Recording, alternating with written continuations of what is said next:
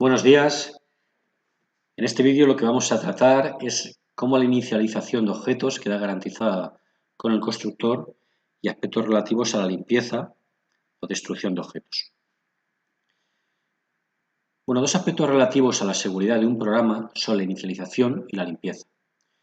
Muchos de los fallos que se dan en el lenguaje de programación C ocurren cuando el programador olvida inicializar una variable. Esto en Java no nos ocurre, no tenemos este problema porque si yo declaro una variable entera y luego, por ejemplo, quiero imprimirla por pantalla, aquí ya me está diciendo el compilador de Java directamente que la variable i puede no haber sido inicializada. Esto, por ejemplo, en C no ocurría. Sin embargo, Java hace una comprobación tan estricta que no nos pasa esto como un fallo directamente. Entonces, otro aspecto, aparte de la inicialización, es la limpieza o eliminación. Esto es un problema especial porque es fácil olvidarse de un elemento, de un objeto, una vez que ya no se utiliza, puesto que ya no tiene importancia. Por consiguiente, los recursos que ese objeto utilizaba quedan reservados y es fácil acabar quedándose sin recursos, es decir, sin memoria. En cuanto a la inicialización, C++ introdujo el concepto de constructor, que es un método especial invocado automáticamente en la creación del objeto. Java también adoptó el constructor y además tiene un recolector de basura que libera automáticamente recursos de memoria cuando los objetos dejan de ser utilizados. Es decir, ahí Java nos facilita mucho la tarea. Entonces, ¿cómo podemos inicializar un objeto? ¿De acuerdo? A ver, una primera posibilidad, nosotros podríamos tener, por ejemplo, aquí una clase que se llamase León, una clase León, que tendría un atributo que es la edad, otro atributo que es el peso y otro atributo que es el rugido, la potencia del rugido en decibelios. Bueno, podríamos tener un método que se llamase inicializar y cuando se creasen objetos de la clase León, pues que el programador tuviera que invocar este método para inicializarlo. Esta podría ser una posibilidad. Sé que algunos estaréis pensando que aquí debería utilizar la palabra reservada this, es correcto, pero como lo vamos a explicar en un vídeo posterior, todavía no lo utilizo.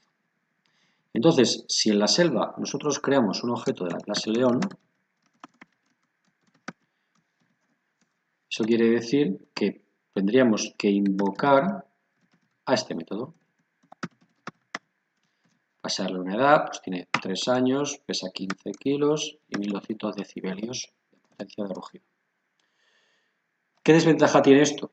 Pues que el programador, el usuario, tiene que acordarse de llamar al método inicializar. ¿Qué pasa si se le olvida? Bueno, pues como decíamos antes, Java tiene el constructor, entonces el diseñador de la clase puede garantizar que se inicialice cada objeto proporcionando un método especial que se llama el constructor. Entonces, el que use la clase no tiene que acordarse de llamar al método inicializar, porque con el constructor se hace automáticamente cuando se crea, antes de que los usuarios puedan siquiera pensar en poner sus manos en él. De esta forma, la inicialización queda garantizada y esto que yo he hecho aquí pues no tiene ningún sentido. ¿De acuerdo? El siguiente reto es cómo llamar, qué nombre ponerle al constructor. Hay que tener dos aspectos en cuenta. Cualquier nombre que se use podría colisionar con un nombre que nos gustaría utilizar como miembro, es decir, un nombre que nos gustaría utilizar para otro método en la clase. Y el segundo es, dado que el compilador es el responsable de invocar al constructor, debe saber siempre qué método invocar. ¿Cuál es la solución? Pues muy sencilla, es llamar al constructor exactamente igual que la clase. ¿De acuerdo? Le ponemos el mismo nombre que a la clase. Vamos a ver otro ejemplo, el constructor simple. Bueno, aquí tenemos una clase roca y su constructor es este. Daos cuenta que se llama exactamente igual que la clase y lo único que hace es imprimir por pantalla creando una roca. En la clase que contiene el main tenemos un bucle y lo que hacemos es crear, en este caso, 5 rocas, como podéis ver. daos cuenta que estoy solo creando los objetos, no los estoy asignando la referencia a ninguna variable, pero me da igual, lo único que quiero es crear los objetos y que veamos que se ejecuta el método, que se ejecuta el constructor.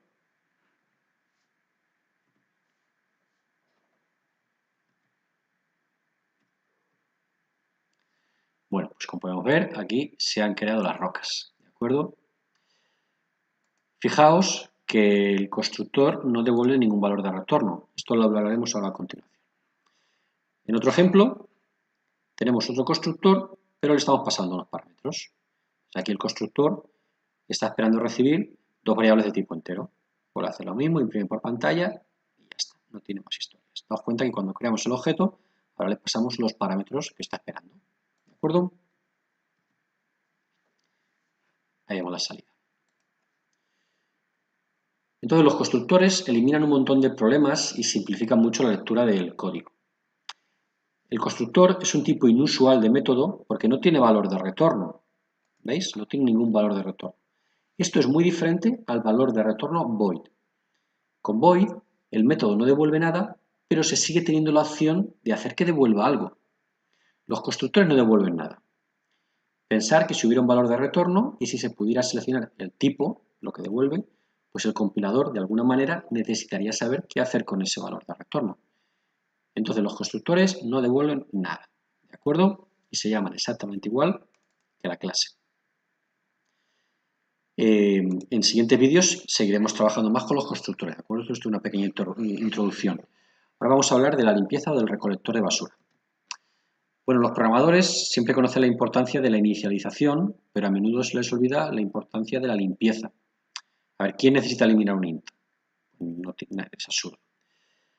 Sin embargo, dejar que un objeto simplemente se vaya una vez que se ha acabado con él no es siempre seguro. Para solucionar este problema y liberar al programador de la tediosa tarea de liberar la memoria, Java tiene el recolector de basura, el Garbage Collector. Esto los programadores de C se acordarán de que siempre que se utilizaba memoria luego había que liberarla y era un auténtico tostón. La función del recolector de basura es recuperar la memoria de los objetos que ya no se usan. Pero hay que tener en cuenta varios aspectos. El primero, el recolector de basura solo sabe liberar la memoria asignada con new, es decir, de objetos. Y la recolección de basura no es una destrucción. Es decir, si nosotros tenemos que hacer alguna actividad, alguna tarea con el objeto antes de que deje de ser necesario, esa actividad la tenemos que programar, la tenemos que llevar a cabo. Imaginar que tenemos una base de datos y antes de liberar, por decirlo así, el objeto, es un ejemplo muy burro, pero bueno, antes de liberar el objeto que cierra la base de datos, pues hay que hacer una copia de seguridad o algo así. Bueno, el recolector de basura no va a hacer eso por nosotros, eso tenemos que programarlo nosotros, ¿de acuerdo? C++, por ejemplo, tenía un destructor que lo que hacía era, una vez que el objeto dejaba de ser necesario, se invocaba al destructor y se ejecutaba esas tareas. En Java eso no existe, ¿de acuerdo? Y los objetos también hay que tener en cuenta que podrían no ser eliminados por el recolector de basura. Si el programa se completa y el recolector de basura nunca llega a ejecutarse, para liberar el espacio de almacenamiento de ningún objeto, pues toda esa memoria será devuelta por completo al sistema operativo, en el momento en que se acaba el programa. Esto es bueno porque el recolector de basura pues tiene algo de sobrecarga y si nunca se ejecuta, no hay que incurrir en este gasto. Bueno, pues esto ha sido todo. Espero que haya quedado claro. Como siempre, en la carpeta compartida os voy dejando colgado el código de los ejemplos para que juguéis con él. ¿De acuerdo? Un saludo.